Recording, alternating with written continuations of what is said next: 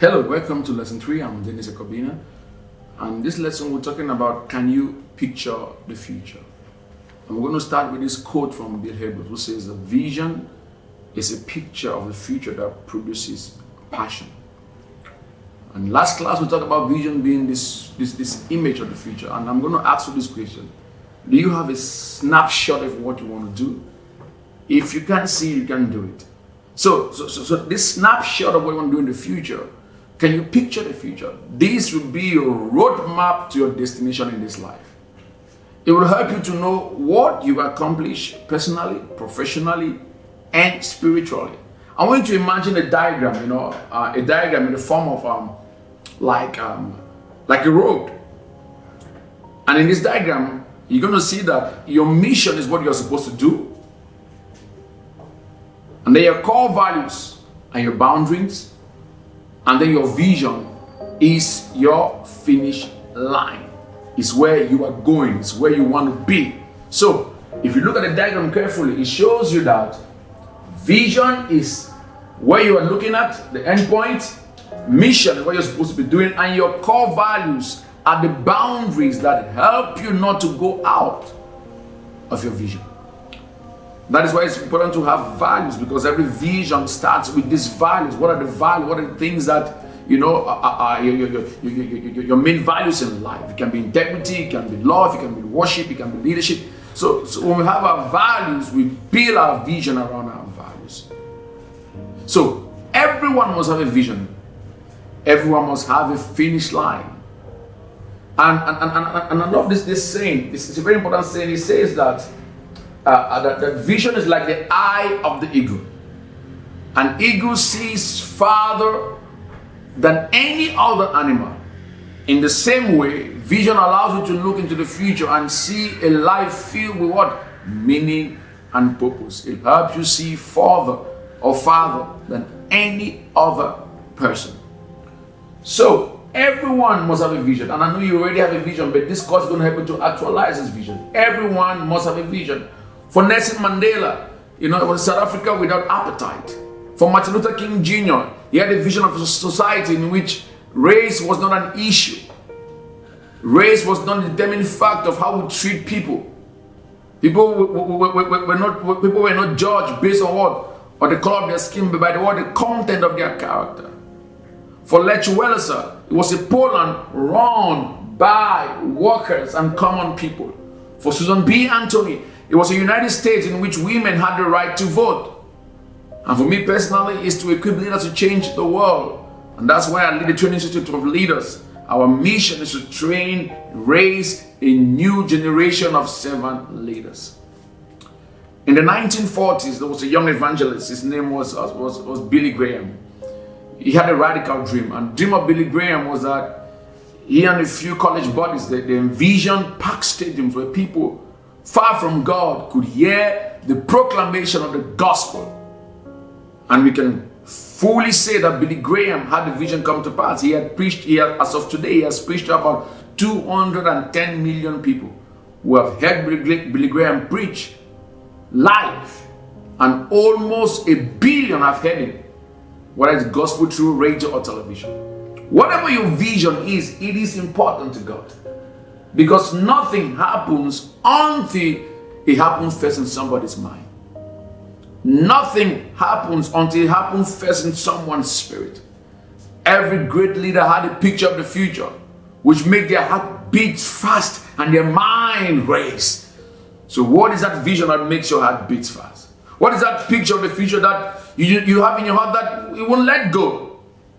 And what does it do to you? What provocation do you have in you? Is it a picture of helping hungry children being fed? Is it a picture of helping abused women finding a place of safety? Is it a picture of reviving dying churches that come to a point of renewal and lost people come to the faith? Is it a picture of a new society or a new business or a new movement or mentoring young men and women? What is that vision? So let me take it one step further. And the step further I want us to look at is, imagine the power that this image can provoke in us. Because vision gives us the ability to see what others cannot see. Vision is a driving force that will enable you to overcome the challenges you may face on your way to your destiny. Why? Because vision-driven people are passionate about what the future holds and what the future could be. Vision-driven people are motivated people. Today there are so many people who are unhappy, because they don't know what to do with their lives. Many people cannot see their finish line with coronavirus and everything that is happening around us. People cannot fully exploit the God-given potential they have in them. And so discouragement and depression comes in because we cannot see. There is no excitement when we look at the future. All we see is doom. And it has to change in you. You must be able to see the future with expectation. You're able to exploit the God-given potential you have in you. So those who live depressed and discouraged because they do not see what the vision they have for their life. And so when they miss obstacles, they easily get discouraged and are fearful. They're fearful to bear risks. They're fearful to accept challenge really quick. But what makes vision so powerful is not just a picture of the future, but it's the energy and the passion that it evokes in one's heart. This level of energy or passion must be experienced to be fully understood. And so true visionaries understand that they have to come to a point where they cannot quit because they are looking at the finish line. And they keep on going. Why? Because vision includes optimism and hope. The pessimists see difficulty in every opportunity, while the opportunists see what? Opportunity in every what? Difficulty. Or the optimist sees opportunity in every difficulty. Let me say it again. The pessimist sees difficulty in every opportunity, while the optimist sees opportunity in every difficulty. Vision gives you the ability to see what others cannot see. Vision is a source of hope. It is a source of courage. It is a source of perseverance in the midst of difficulty. Let me read to you a quote from the great missionary William Carey. William Carey writes something very important which I want to share with each one of us. J. Ososanda, sorry. He says that the great missionary pioneers were people of vision. The great missionary pioneers were people of vision. He said William Carey saw the whole globe while fellow preachers defined the world by their parish borders. Henry Martin saw India, Persia, and Arabia, the Muslim world, while the church at home squabbled over petty theological disagreements. I want to encourage you. Look beyond the four walls. As athletes, as athletes run their race, they encounter many hurdles and many challenges on their way. They get tired, some even faint. But the finish line is a motivation for them to keep on going. There are so many videos on YouTube to see where you can see athletes who are running and then they fall off, they get up, they fall off, they're tired, they're weary. Why? The finish line. The vision creates energy and motivates you to keep on what?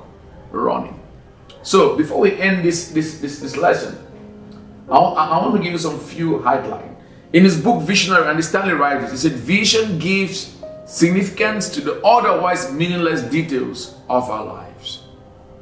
Vision gives significance to the otherwise meaningless details of our lives. Vision brings your world into focus. Vision brings order into chaos. A clear vision enables you to see everything differently. We know the story of Helen Keller, that though Helen Keller was born blind, deaf, and dumb, yet she lived a very wonderful life and became very successful. And when someone asked her, what could be worse than being blind? She said this word: the only thing worse than being blind is having sight but without vision. That is, having eyes but being unable to see beyond our current condition of what we could be. She saw everything differently. So key ingredient as we close. Number one, vision is a driving force. Number two, vision creates energy. Number three, vision people are motivated people.